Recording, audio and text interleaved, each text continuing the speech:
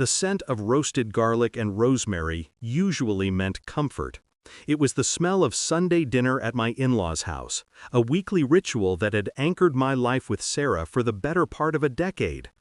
But for the last few months, that anchor had felt like it was dragging. The air in our own home was thin, stretched taut with unspoken things.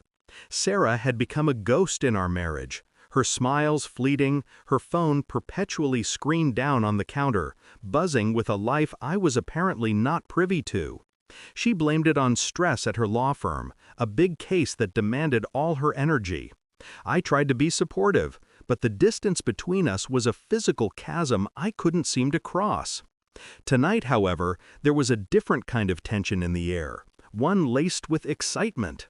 Sarah's younger sister, Chloe, was bringing her new boyfriend to meet the family. "You're going to love him, Mark," Chloe had chirped over the phone a few days prior. "He's so charming and smart and funny. He's a partner at a consulting firm. His name is Alex." Even now, sitting at the familiar oak dining table, I could see Sarah was on edge. She was picking at a loose thread on her napkin, her knee bouncing a frantic rhythm against mine under the table. I squeezed her hand. "Hey, you okay?" I whispered, while her dad was loudly recounting a story about a botched plumbing job. She jumped, her eyes wide and startled. "Fine, yes, just a long week." She offered a smile that didn't reach her eyes and pulled her hand away to take a sip of water. My heart sank a little further. We were becoming strangers who shared a bed and a mortgage. The doorbell rang, and Chloe's excited squeal echoed from the hallway. "They're here!" We all rose as Chloe, bubbly and radiant, led a tall, handsome man into the dining room. He had dark, perfectly styled hair, a confident smile, and was dressed in the kind of effortlessly expensive casual wear that screams success. "Everyone," Chloe announced, her arm looped possessively through his, "this is Alex." And that's when my world stopped spinning. It didn't just slow down, it came to a dead, silent halt. The sounds of the room, my father-in-law's laughter, my mother-in-law's welcoming words, faded into a dull roar. Because the man standing in the doorway, the man Chloe was introducing as Alex, was not Alex to me. I knew him as Daniel. Daniel, the senior colleague from Sarah's firm, the work friend she'd been having late-night strategy sessions with. The name that flashed on her phone at all hours, which she'd always dismissed with, "Oh, it's just Daniel, we're trying to close the Henderson deal." The man whose existence had coincided perfectly with the growing chasm in my marriage. My gaze snapped to Sarah. If I thought she looked pale before, she was now translucent, a porcelain doll on the verge of shattering. Her eyes were locked on Daniel, or Alex, and in them I saw pure, unadulterated terror. He, on the other hand, gave no sign of recognition.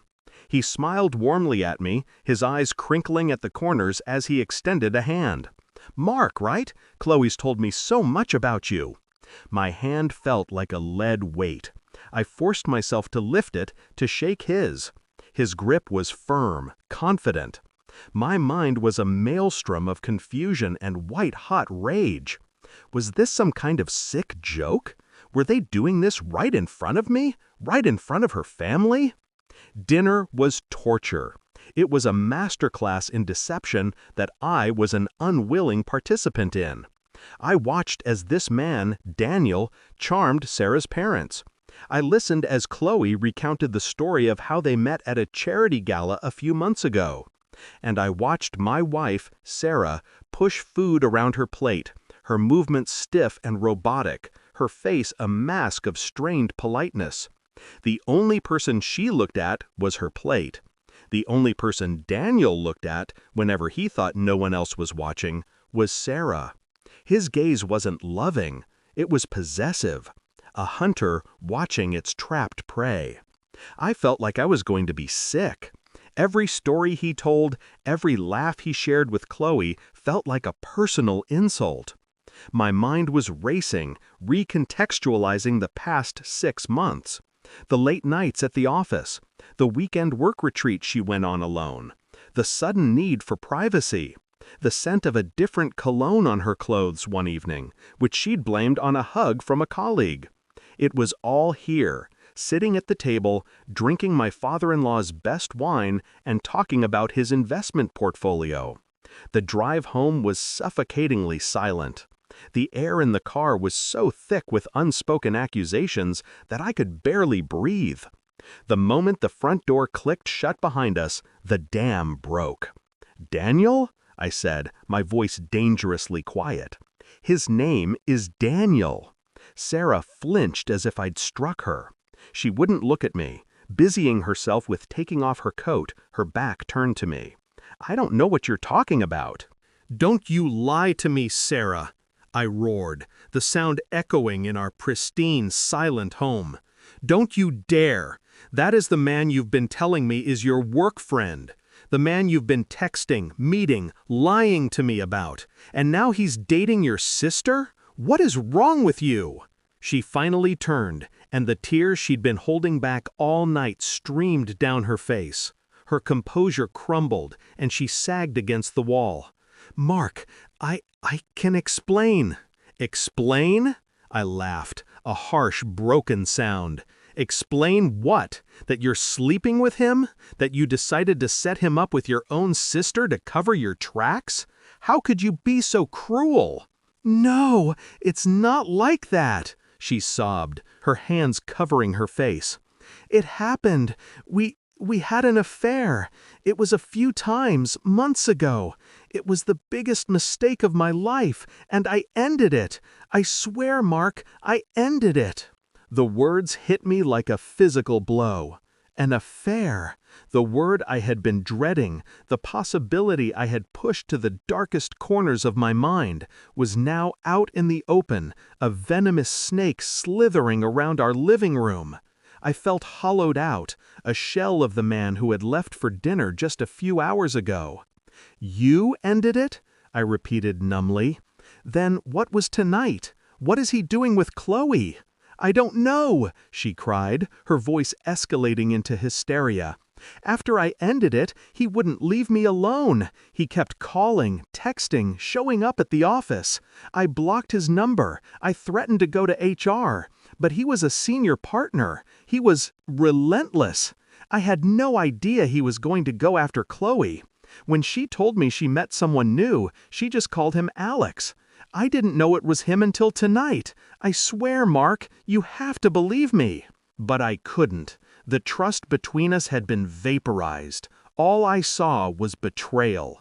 A woman who had shattered our vows, and then, through some twisted turn of fate or malicious intent, had allowed that same poison to infect her own family. I told her I needed space, and for the next week I slept in the guest room.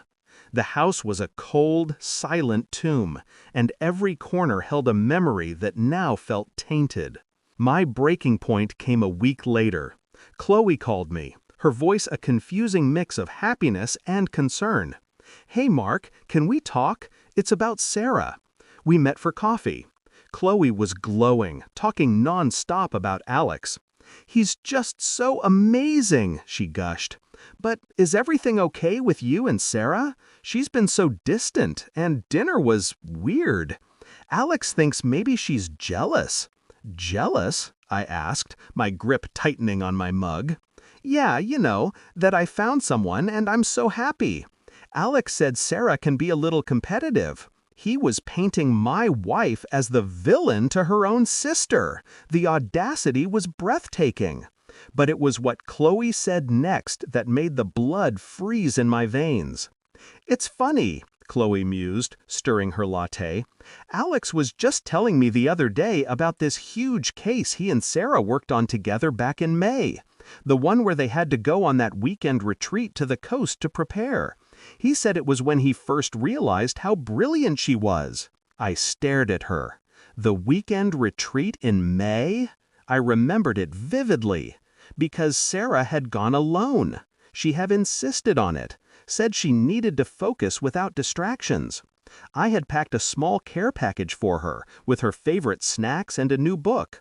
She had called me from the hotel, telling me how quiet and productive it was. She had never, not once, mentioned Daniel being there. It was a lie, a carefully constructed lie. And in that moment, looking at my sweet, innocent sister-in-law, I realized Sarah's story didn't add up. Her panic wasn't just guilt, it was fear, pure, primal fear. That night, I didn't go to the guest room. I went to our bedroom, where Sarah was curled up, looking small and broken. I sat on the edge of the bed. Chloe told me that Daniel, that Alex, told her you were on a work retreat together in May. Sarah's entire body went rigid. The final wall of her defense crumbled, and a different kind of story poured out. A story far uglier than simple infidelity. Yes, she'd had an affair. It started with flirtation, a moment of weakness during a stressful time at work when she felt distant from me. It happened twice, but the guilt consumed her, and she immediately tried to end it. That's when Daniel's true nature emerged. He wasn't just a charming partner, he was a predator. He refused to accept it was over. He started threatening her, subtly at first, hinting he could make things difficult for her at the firm. The retreat wasn't a romantic getaway. He had manufactured a reason for them both to be there, and when she tried to keep her distance, he became menacing. He followed her, he let her know he was watching, he was stalking her. She was terrified. She was ashamed of the affair and petrified of his obsession. She knew telling me would mean confessing her betrayal, and she was afraid I would leave her. And telling her family or HR would risk her career and reputation, as he was a master manipulator who would twist the story. So she tried to handle it alone, hoping he would eventually give up. But he didn't. Instead, he had engineered a way back into her life in the most monstrous way imaginable, by seducing her sister. His appearance at dinner wasn't a coincidence. It was a power play, a way to show Sarah that he could get to her anytime, anywhere, that he owned her. Her terror that night wasn't just the fear of her affair being exposed, it was the horror of seeing her stalker holding her sister's hand. The anger I felt toward her for the affair was still there, a hot coal in my gut. But it was now overshadowed by a fierce, protective rage directed at him. He hadn't just hurt me, he was terrorizing my wife and using Chloe as a weapon. "We have to tell her," I said, my voice firm. "Everything." It was the hardest conversation of our lives. We sat with Chloe and her parents, and with trembling hands and a voice choked with tears, Sarah told them the whole sordid story.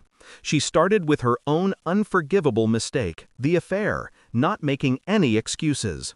Then she told them about the stalking, the threats, the fear she had been living in. I sat beside her, my hand on her back, a silent show of a fragile, newly formed, united front. Chloe's heartbreak was devastating to watch. Her love story turned into a horror film before her very eyes. The man she adored was a monster. There were tears, accusations, and raw, painful emotions. But through it all, family held. Her parents, though deeply disappointed in Sarah's initial choices, wrapped their arms around their terrified daughter. Chloe, after the initial shock, directed her anger where it truly belonged, at Alex. He was called, he was confronted. When he arrived, full of false concern, he was met by a stone-faced family. He tried to lie, to manipulate, to paint Sarah as a scorned, crazy ex-lover. But with all of us standing together, his web of deceit fell apart. The charm vanished, replaced by a chilling venom. He left, but not before giving Sarah a look so full of hatred it made my skin crawl. The next day, Sarah and I, together, filed a police report and started the process for a restraining order. It was the first step on a very long, uncertain road. The damage was done. Chloe was nursing a broken heart. My marriage was fractured, the trust shattered into a million pieces. I didn't know if I could ever fully forgive Sarah for the initial betrayal. But as we walked out of the police station, the crisp autumn air feeling like the first clean breath I'd taken in months, she reached for my hand. I hesitated for a second, then I took it. It wasn't a gesture of forgiveness, not yet. It was a gesture of solidarity, a promise that we would face the monster together. Our love story was in ruins, but from those ruins we had to find the strength to build something new, something stronger, something that could, one day, be whole again.